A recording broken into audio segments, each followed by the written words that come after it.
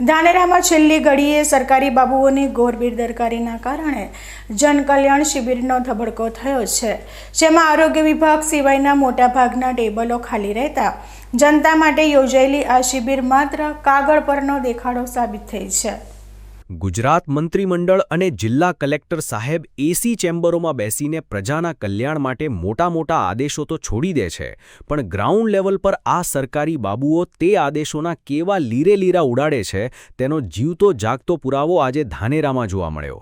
ધાનેરાની dB Parekh high school ખાતે આજે જનકલ્યાણ શિબિરનું આયોજન તો કરાયું, પણ તંત્રની આળસ અને છેલ્લી ઘડીએ કરાયેલી જાહેરાતને લીધે આખીએ શિબિરનો ફિયાસ્કો થઈ ગયો.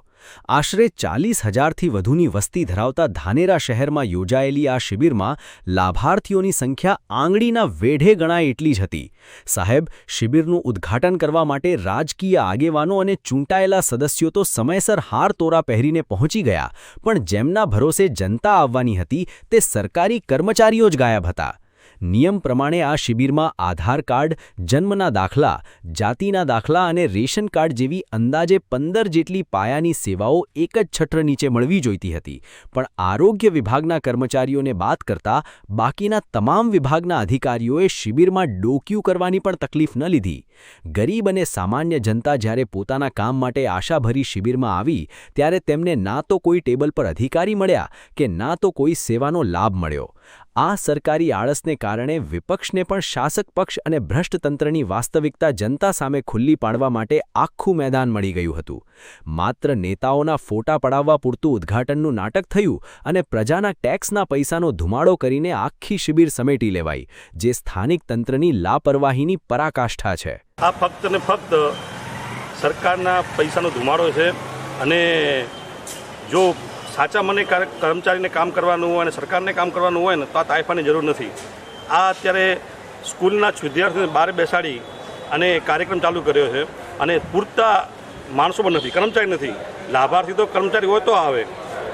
લાભાર્થી ક્યારે આવે? જ્યારે કર્મચારી હોય. કર્મચારી જ નથી. અહીંયા બેંકોના જે કર્મચારી હતા ખાલી 10 મિનિટ બેસીને જતા રહ્યા છે. આધાર કાર્ડની કીટ નથી.